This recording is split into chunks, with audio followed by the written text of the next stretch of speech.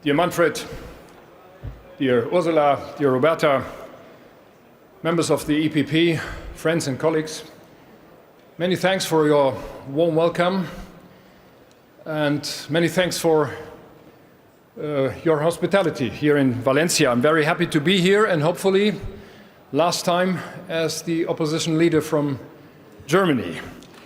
We will have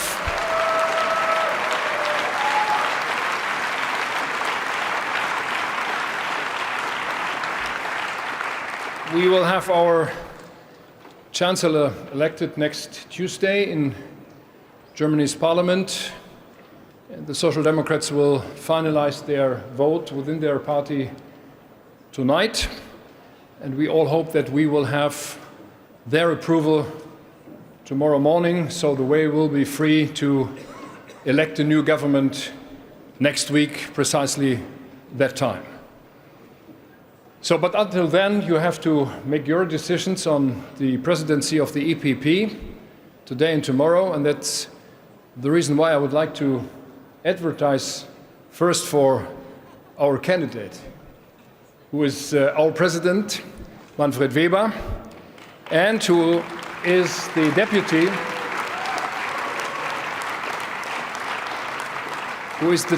David McAllister, by the way, who is, as far as I can see, the only dual citizen coming from Germany and from the UK.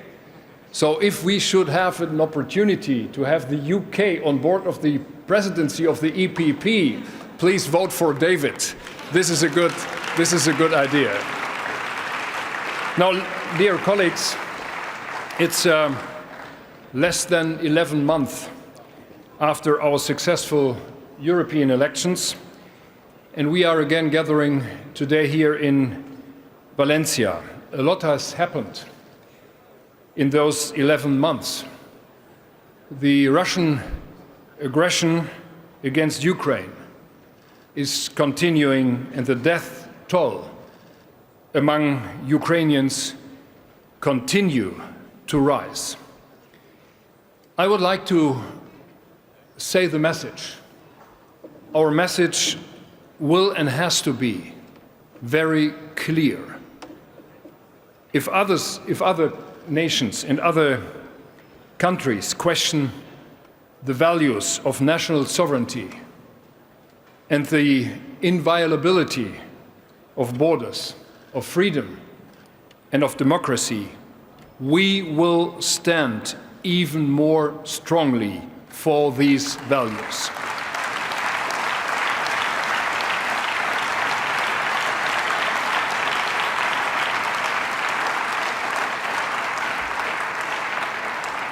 And at the same time, a new US president has been elected to the White House, putting our important transatlantic alliance to a test, both in terms of security and defense, but also when it comes to trade and more generally the cohesion of the so-called West.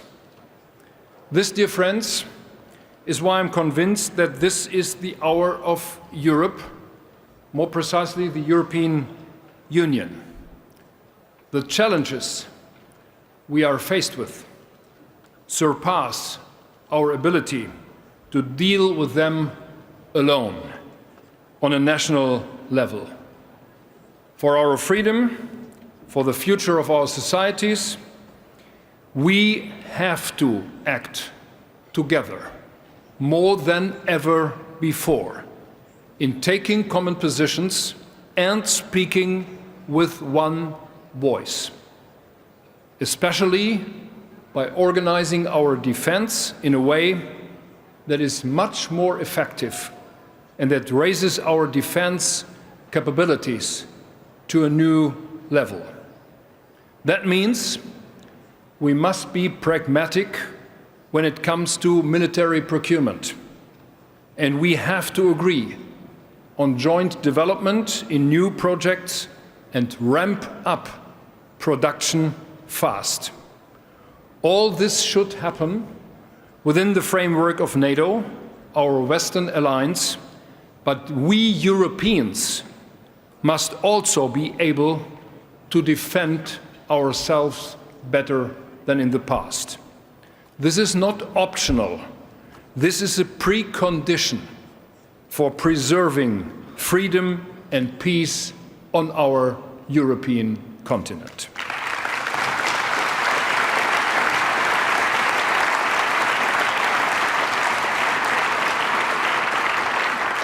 I know that many of you expect more German leadership than we have seen in the last years, both in the EU and on international level. Next week, as I said, Germany will have a new government. And I tell you, we will and we have to invest a lot of energy more into moving Europe forward. And as I told you in Bucharest last year and in Rotterdam the year before, I'm decided to take more initiatives, to take more time on international affairs and especially on European affairs together with you. And in this respect,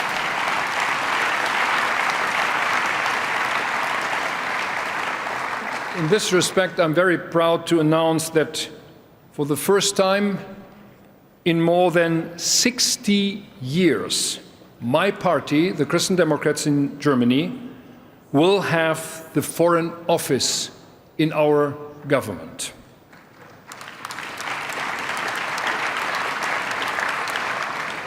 In addition to the issue of defense, we are facing other challenges. And, dear colleagues, let's not underestimate them. The US tariffs threaten to plunge the world into a new age of protectionism. Therefore, we must revitalize the conviction that free trade with the world carries benefits for all. Economy and trade are not zero-sum games. More than ever, we should conclude ambitious and comprehensive trade agreements. And I would like to say from this place, full support to you, Ursula, and your Commission, to all your efforts to come to more free trade agreements in the world. Full support from our future German government. And please, we should not overburden these trade agreements with too many other issues that are not directly trade related.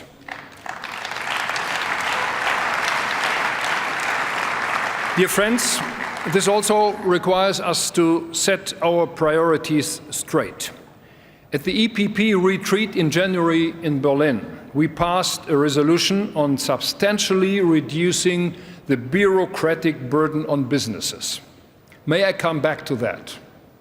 We have to find a better balance between fighting climate change, which is necessary more than ever, and protecting the environment on the one hand, and avoiding deindustrialization on the other hand in our countries. And dear friends, this is a very real and serious issue.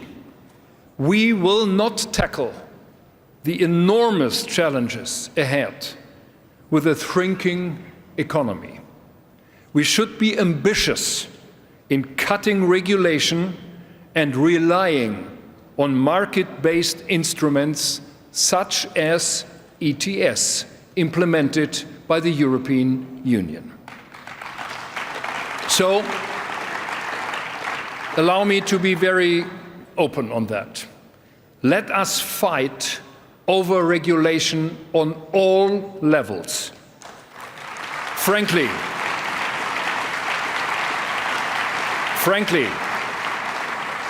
when I read that after we are annoying people with fixed bottle caps or beeping cars.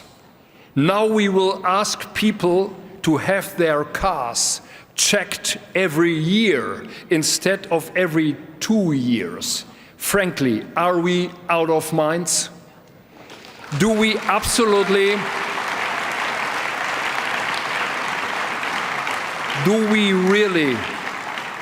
we really make the EU more unpopular with such kinds of regulation? This is all over German media actually in the last few days, and that's the reason why I'm telling you, let's not destroy popular vote for our great European Union and our great European project with such nonsense.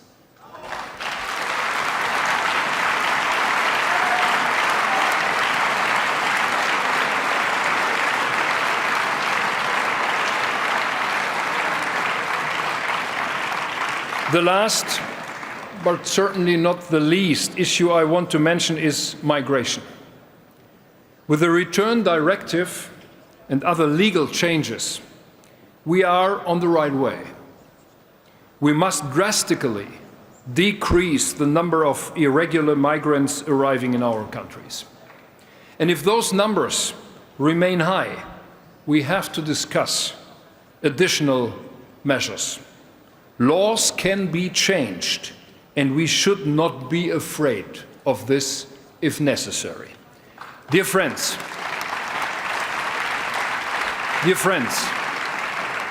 the EPP now today is the strongest political force in Europe, in the Council, in the European Parliament, and in the Commission. That means our leadership is more important than ever before. Let's show this leadership for the entire European Union, for the people in our countries. And from my perspective, in my future government, you can count on us. We will be ready to deliver, and we will be ready. We will be ready to form one of the governments in Germany, which will be one of the most strongest European supporters you have ever seen from my country. Many thanks and good luck to all of you.